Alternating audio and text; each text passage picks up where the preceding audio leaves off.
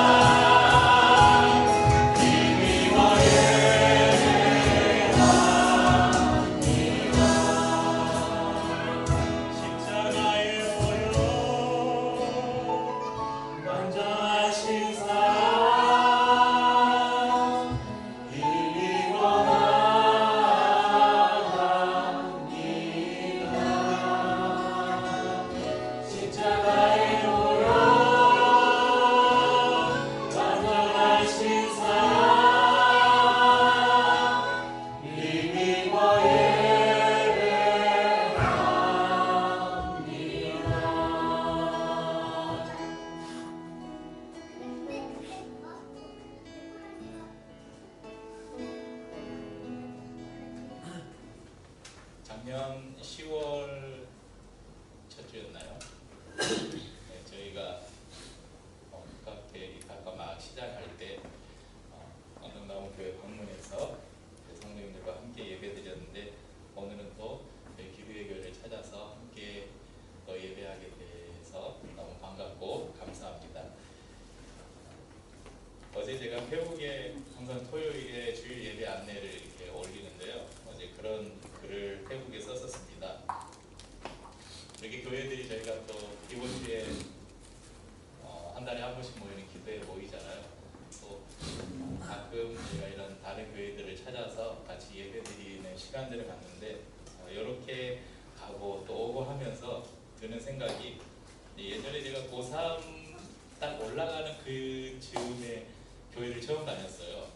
예수님을 제가 고3이 올라가는 그 해 방학, 그러니까 고2에서 고3 올라가는 그 해 방학 때 예수님을 제가 인격적으로 만났는데, 그래서 이제 고3 때 공부 안 하고 교회 열심히 다녔어요. 공부도 열심히 하고. 그래서 고3 시절을 정말 행복하게 예수님을 만난 그 기쁨 때문에 학교에서 열심히 공부하고 주말 되면 그냥 교회 가서 이제 막 교회 처음 나간 애가 여기 학생들 모아가지고 막 찬양팀 만들고 그랬던 시절이 있습니다. 그 고3 시절에 당시에는 그 문학의 밤이 있었잖아요. 제가 다니던 교회가 그렇게 뭐 도시에 있는 교회가 아니라 지금의 동 단위에 있는 교회였는데, 그 주위에 이런 교회들이 문학경만 같은 거 하면 주위의 교회가 다 돌리잖아요. 포스터 돌리고. 그래서 이제 딱 방학 되면 스케줄이 나와요. 이 주에는 어느 교회, 이 주에는 어느 교회. 그러면 교회들이 다 거기 돌아다니는 거예요. 문학경만 다니면서 찬조 출연하고 그랬던 기억이 있습니다. 이렇게 방문 예배, 이렇게 찾아가는 예배를 하면서 예전 그런 시절이 떠올랐어요. 그때는 뭐 학생 때니까 그런 것도 있었겠지만 그때는 막 네 교회 내 교회 이런 게 없었거든요. 왜냐하면 그 마을에 있는 교회가 그 마을의 교회였고 다른 마을의 교회가 없고 그랬습니다. 네, 주님 오실 날이 가까울수록 이런 교회들이 함께 모이고 연합하는 것은 더 힘들어지리라고 생각합니다. 그래서 저희가 지금 이렇게 함께 모이는 게 더 의미 있고 더 가치 있는 일이기에 저희가 앞으로 어떻게 해서든 지켜가야 될 아름다운 일이라고 생각됩니다. 두 교회가 하나가 되어서 예배하는 오늘 이 시간에 하나님의 더 큰 은혜가 우리 가운데 있으리라 믿습니다. 제가 지금 겨울만 되면 고질적인 이 마른 기침이 있어요. 그래서 가만히 있으면 괜찮은데 마르면 계속 이 식도를 자극해서 이 마른 기침이 나와서 양해를 해주시기 바랍니다. 네, 저희 교회는 엠랩이라는 묵상집이 있는데 그 묵상에 일주일에 월요일부터 목요일까지 4가지 본문이 실려 있어요.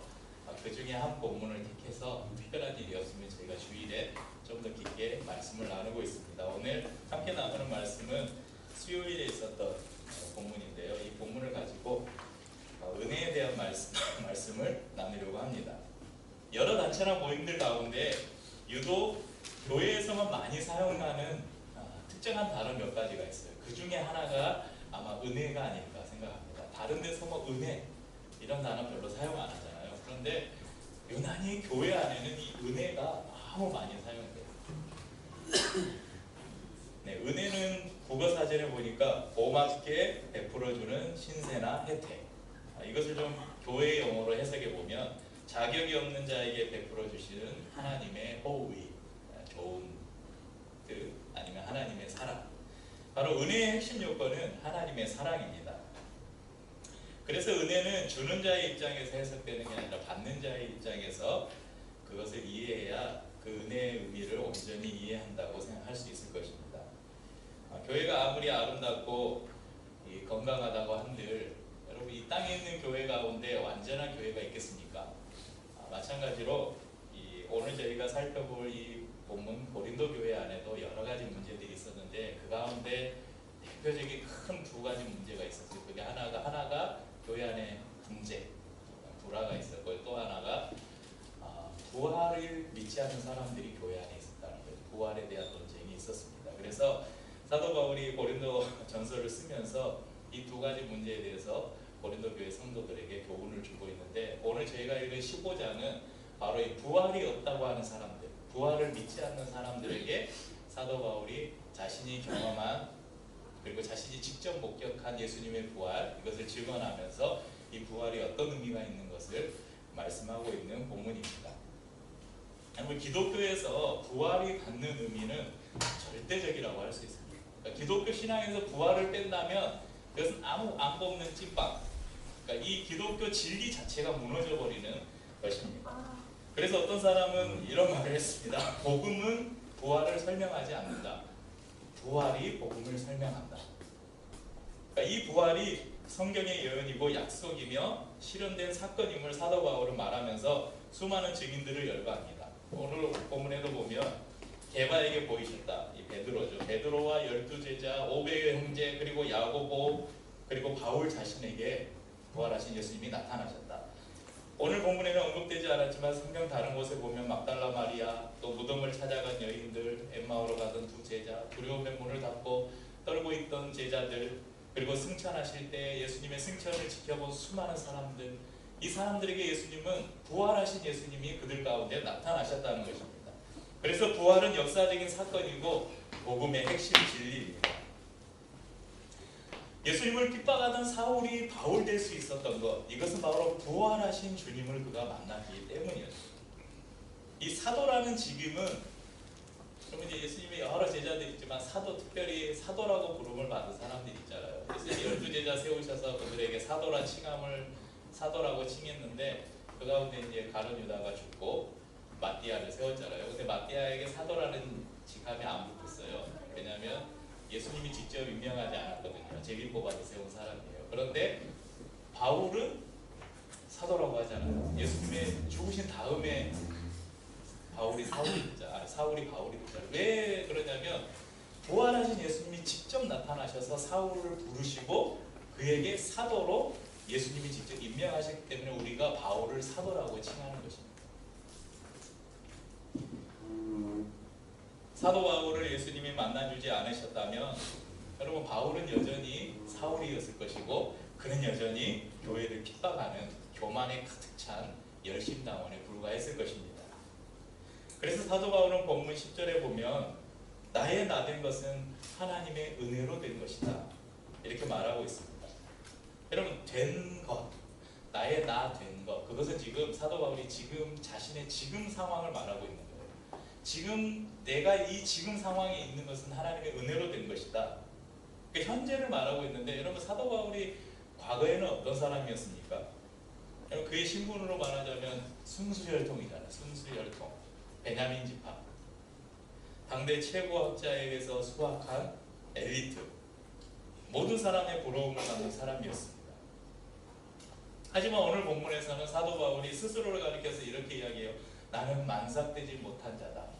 요즘에야 뭐 7삭동이 8삭동이 10개월 안 채우고 태어나도 인큐베이터에서 이렇게 이제 아이가 잘 자랄 수 있는 의학이 많이 발전했지만, 옛날에는 10달을 다 못 채우고 태어나면 7삭동이 8삭동이 그러잖아요. 그래서 뭔가 좀 부족하고 모자라고 그런 사람을 가리킬 때 이런 말을 썼는데, 사도 바울 자신이 그런 사람이라는 거예요. 망삭되지 못하여 난 작았다.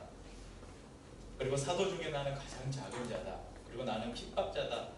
사도로 칭함을 받기도 감당하지 못할 자라고 말하면서 과거가 아닌, 그러니까 과거에 우리가 일반적인 우리의 기준으로 보자면 과거의 사도 바울은 참, 이 사울은 너무 멋진 청년이었잖아요. 그런데 지금 어떻게 보면 굉장히 보잘것없어요. 그런데 사도 바울은 내가 지금 이 상태, 현재가 나에게는 하나님의 은혜의 시기다, 이렇게 고백하고 있는 것이죠. 좀 더 구체적으로 디모데전서 1장 13절에서 내가 전에는 비방자요 박해자요 폭행자였으나 도리어 긍휼을 입은 것은 내가 믿지 아니할 때에 알지 못하고 행하였습니다.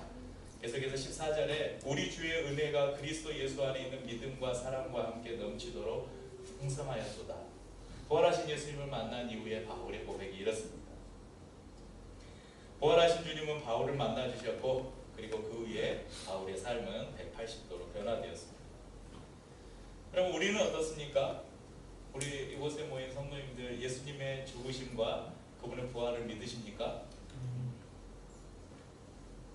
바울은 부활하신 예수님께서 직접 나타나셔서 만나주시고 이야기도 하시고 이제 내가 너를 이제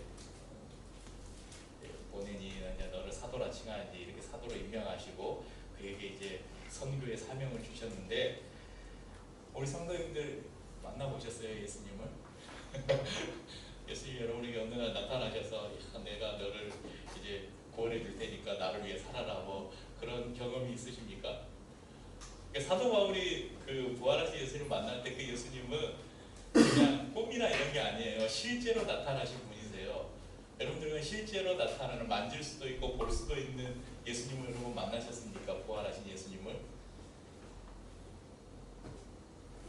혹시 있으세요? 그런 분들은 저기 좀 이단 상담소 이런 데 좀 가보셔야 돼요. 만나지 않았는데 믿으시죠? 그래서 우리가 가진 믿음이 사도 바울이 가진 믿음보다 결코 작다 하지 못하는 거예요.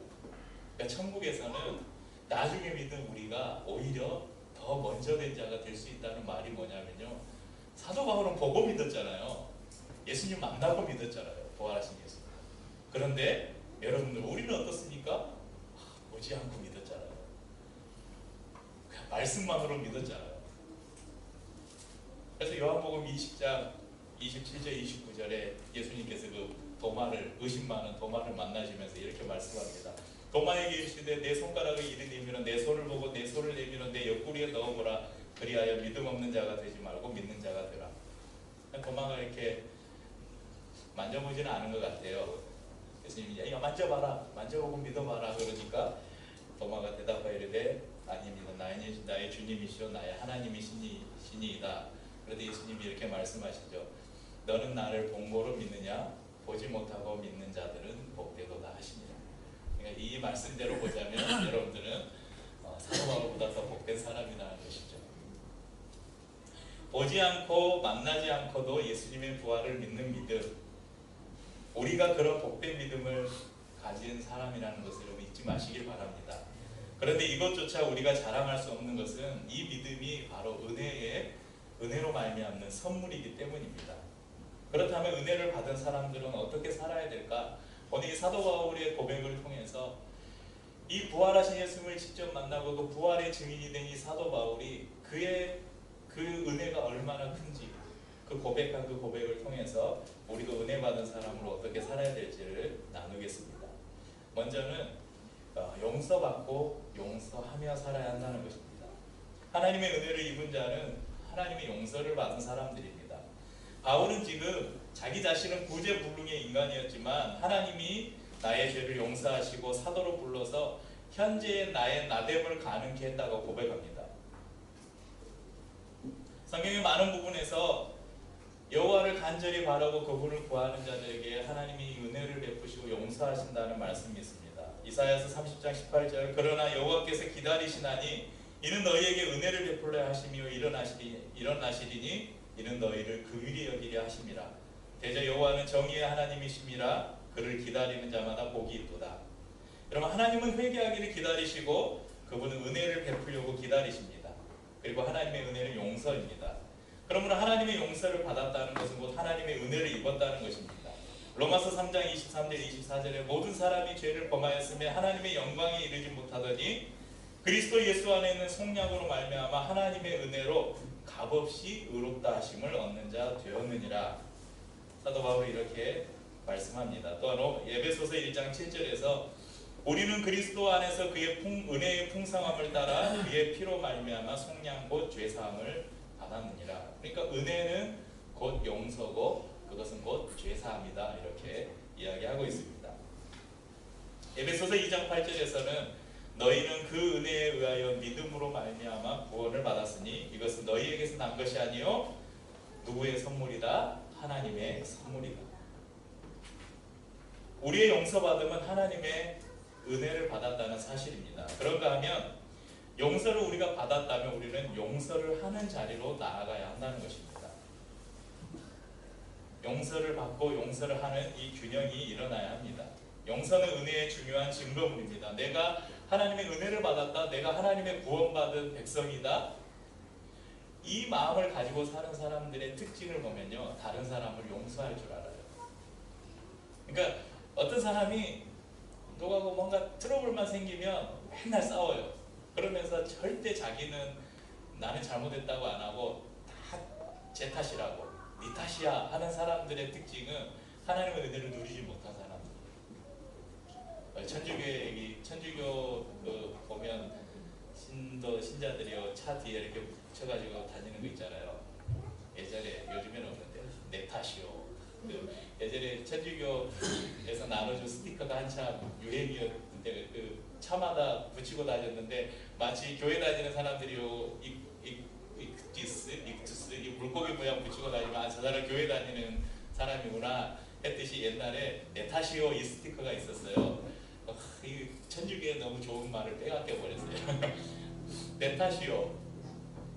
그러니까 은혜를 아는 사람은 항상 모든 일에 내 탓이요 그러면서 다른 사람을 이해하고 용서할 줄 아는 삶을 산다는 것입니다. 예수를 믿는 사람을 핍박하고 죽이고 잡아가두던 사울이 하나님의 용서를 받고 은혜를 선물로 받은 후에 여러분 자신의 삶을 온전히 예수 그리스도를 위해서 희생하고 내어주는데, 예수님을 위해서 희생한 것뿐만 아니라 여러분 사도 바울이 다니면서 복음을 전하고 그 수많은 강도와 강과 바다와 매와 이런 수많은 위협을 당하면서도 얼마나 그 자신이 복음을 전했던 그리고 자신이 직접 세웠던 교회와 성도들을 위해서 간절히 기도하고 그들을 위해서 자신의 몸을 돌보지 않고 희생하고 헌신했던 그 사도 바울의 삶을 보십시오. 그러니까 자신이 하나님으로부터 그 크신 용서의 은혜를 받았기 때문에 다른 사람들을 그렇게 희생하고 섬길 수 있었다는 것입니다. 두 번째는 충성되게 사는 사람입니다. 그러니까 은혜를 받은 사람들의 특징은 충성이 나타납니다. 사도 바울은 주님을 충성되게 섬긴다고 말합니다. 10절 말씀에 보면 은혜 받은 기쁨이 크기 때문에 그는 모든 사도보다 더 많이 수고했다 이렇게 고백합니다. 여러분 더 많이 수고했다 이것은 자기가 자랑하는 게 아니에요. 나는 지금 다른 사람보다 더 많이 일했고 더 많이 충성했으니까 여러분들 저를 알아주셔야 됩니다 이렇게 말하는 것이 아니에요. 그가 받은 은혜가 다른 사도들보다 더 크기 때문에 나는 더 많이 수고할 수밖에 없다 이런 순수한 고백입니다. 은혜를 크게 깨닫은 사람은 크게 순종합니다. 그럼 누가복음 7장 36절에 보면 이 아이의 한 사건이 나옵니다. 바리새인 집에 들어가서 식사를 하려던 예수님께 한 여인이 예수님의 발 앞에 나와서 향유를 붓고 눈물을 흘리면서 자신의 머리털을 가지고 예수님의 발을 씻는 장면이 나옵니다. 성경은 그 여인을 죄인인 한 여인이라고 이야기하고 있습니다. 죄인이라고 표현하고 있습니다. 사람들은 예수님 당신이 선지자라면 지금 당신의 발을 씻고 있는 이 여자가 죄인인 것을 알 것입니다. 그러면 접근하지 못하게 해야죠. 쫓아내야죠. 이렇게 말하죠. 그때 예수님께서 비유를 하나 드셔요. 빚진 사람 비유. 그러니까 한 사람은 500데나리온을 빚졌고 한 사람은 50데나리온을 빚졌어요. 그런데 이 빌려준 사람이 두 사람을 불러서 두 사람 다 돈이 없는 거예요. 그러니까 50데나리온 빚진 사람도 그냥 갚지 말아라. 500데나리온 빚진 사람도 갚지 말아라. 여러분 누가 더 기쁠까요? 뭐 기쁨이야 똑같겠지만 더 많이 탕감받은 사람이 더 많이 기쁘겠죠. 예수님은 이 비유를 들면서 이렇게 선포해 주십니다. 누가복음 7장 47절 이러므로 내가 내게 말하노니 그의 많은 죄가 사하여졌도다. 이는 그의 사랑함이 많음이라. 사함을 받은 일이 적은 자는 적게 사랑하느니라. 이 말을 조금 쉽게 해석하면요, 하나님의 은혜를 충분히 누린 사람은, 그러니까 우리가 하나님께 받은 은혜의 어떤 이걸 뭐 측정할 수 있겠습니까? 여러분이 받은 은혜와 제가 받은 은혜가 뭐 값이나 이런 걸로 달 수 있는 게 아니잖아요. 그리고 그 은혜의 크기를 우리가 가늠할 수 없잖아요. 근데 은혜를 받는 사람의 입장에서 말하는 거예요. 하나님이 우리에게 주시는 은혜의 크기를 말하는 게 아니라 지금 말씀은, 그럼 하나님이 각 사람에게 주신 은혜는 공평하다 그랬잖아요. 동일한 은혜이죠. 그런데 문제는요, 은혜는 아까도 말씀드렸죠.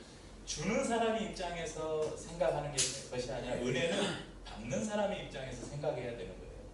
받는 사람의 입장에서 내가 하나님으로부터 이만한 은혜를 받았다고 생각하는 사람은 동일한 은혜를 받았음에도 하나님 앞에 더 감사하고 더 헌신하고 충성하는 것이죠. 그런데 어떤 사람은 그 하나님의 구속의 은혜, 날마다 우리의 삶에 베푸시는 은혜를 경험하고도 하나님 왜 나에게 이것밖에 안 주십니까? 저 사람은 저렇게 주는데 왜 나는 이것밖에 안 됩니까? 라고 생각하는 사람들은 날마다 그런 불평과 불만 가운데서 하나님을 위해서 나의 삶을 드리고 헌신하는 삶을 살지 못하는 것이죠. 우리의 물질도 우리의 시간도 은혜를 많이 받은 사람들은 드리는 것을 아까워하지 않아요. 그럼 우리가 자주 부르는 찬양, 이런 찬양 있지 않습니까? 요즘에는 이런 찬양을 선곡하기가 참 조심스러워요. 나의 생명을 드리니 주 영광 위하여 사용하옵소서. 괜히 이 찬양 불렀다가 성도들 거짓말 시킬까봐 진짜라니까요. 찬양을 이렇게 선곡할 때 이게 고백을 같이 불러도 될까? 그냥 아무 생각 없이 따라 부르는 사람은 그때 지난달 저희 연합 기도회 할 때 노한성 목사님이 여기에서 그 말씀을 하셨어요. 예배 드리는데 다 사기꾼들이라고. 주님 앞에 내 삶을 드리고 헌신하고 하겠다면서 밖에 나가서 그렇게 사냐 이거예요. 그러니까 예배는 어떻게 보면 사기치는 것이다. 그리고 제가 그 다음 주에 반은 맞고 반은 틀린 이야기라고 이야기했는데, 처음부터 그런 생각이 없는데 나의 생명을 드리니, 처음부터 아예 그런 생각이 없는데 그냥 가사에 나오는 그렇게 고백한 사람은 사기친 거예요. 예배를 통해서 사기를 친 거고, 정말 진실된 마음으로 나의 생명을 드리 고백하고 그렇게 살려고 하는데 예수는데 그렇게 살지 못하는 사람은 그 일이 필요한 사람인 거고. 여러분, 만약에 주님께서 야, 네 눈을 하나 내놓을래, 네 지갑에 있는 돈을 다 내놓을래, 그럼 여러분 뭘 내놓으시겠습니까? 야, 네 오른팔 하나 내놓을래, 아니면 너의 시간을 사흘만 내놓을래, 이러면 여러분 뭐라고 대답하시겠어요? 여러분 지갑 안 내놔요. 주님을 위해서 저는 제 눈도 내놓을 수 있습니다, 이렇게 고백해요. 왜냐면요, 여러분 눈은 못 내놓잖아요. 여러분 지갑 여는 거 쉽잖아요. 그런데 그렇게 고백을 하면서 자기의 지갑은 열지 않아요. 주님을 위해서라면 제 생명도 드리겠습니다 하면서 주님 내 시간 하루 이틀 이거 안 돼요, 이렇게 말하는 게 우리 인간이라는 것입니다. 오늘 말씀 안에서 계속해서 10절을 중요한 구조로 살펴보고 있는데요. 10절을 같이 한번 읽어보죠. 15장 10절에 그러나 내가 나 된 것은 하나님의 은혜로 된 것이니 내게 주신 은혜를 내가 헛되지 아니하여 내가 모든 사도보다 더 많이 수고하였으나 내가 한 것이 아니고 오직 나와 함께 하신 하나님의 은혜로다. 이 말씀에 보면 사도 바울의 메시지 안에 큰 고리 역할을 하고 있는데, 이 구절이, 그것은 사도 바울은 은혜를 크게 받은 자라고 고백하면서 그 은혜를 헛되지 않게 살았다고 합니다. 그러니까 은혜에 대한 선구에서 은혜를 받아야 한다는 표현의 선구가 강조되는 게 아니라, 은혜에 대해 말할 때, 그러니까 우리는 은혜를 할 때 받는 걸로 생각을 해요. 그러니까 날마다 저도 그렇지만 막 기도할 때 여러분, 우리의 기도에 가장 많이 들어가는 거, 하나님 은혜를 주옵소서, 은혜를 주옵소서.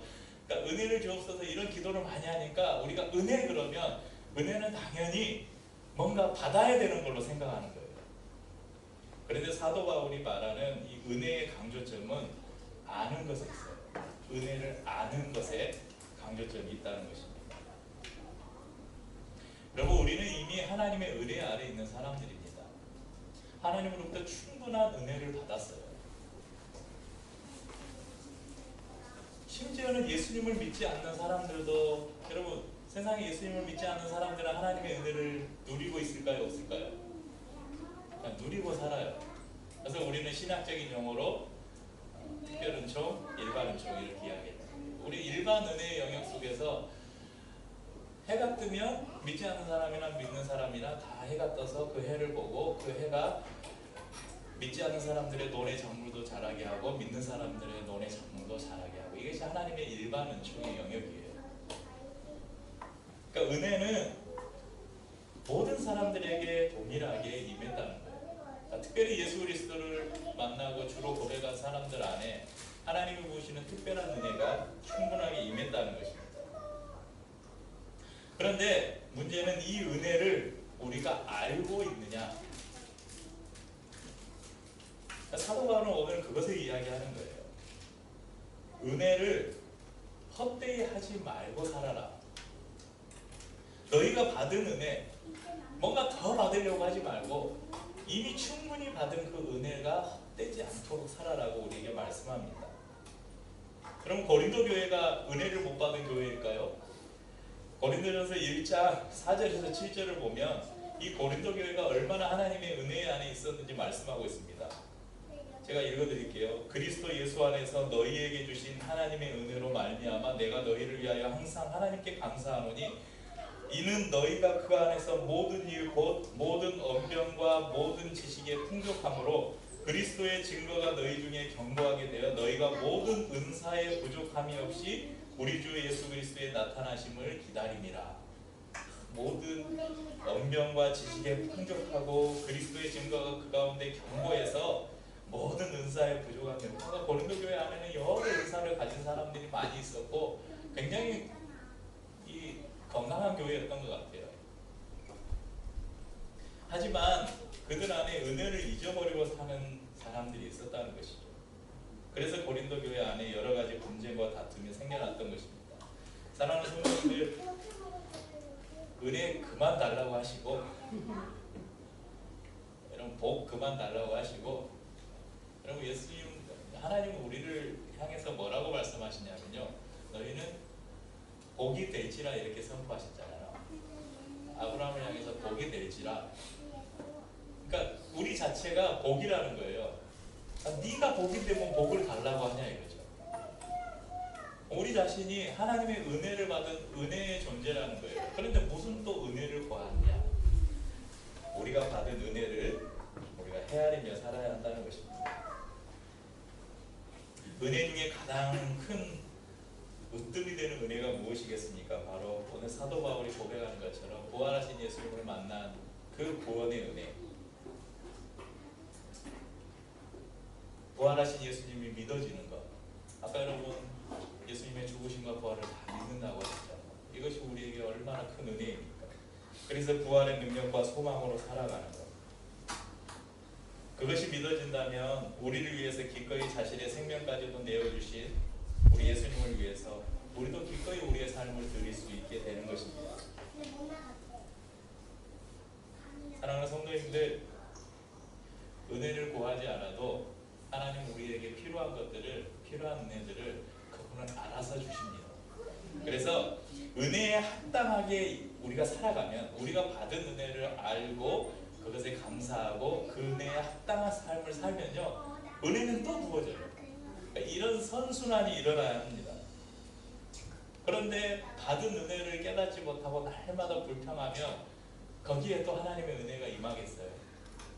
날마다 더 큰 은혜 안에 거하시는 우리 성도님들 되시기를 주님의 이름으로 축복합니다.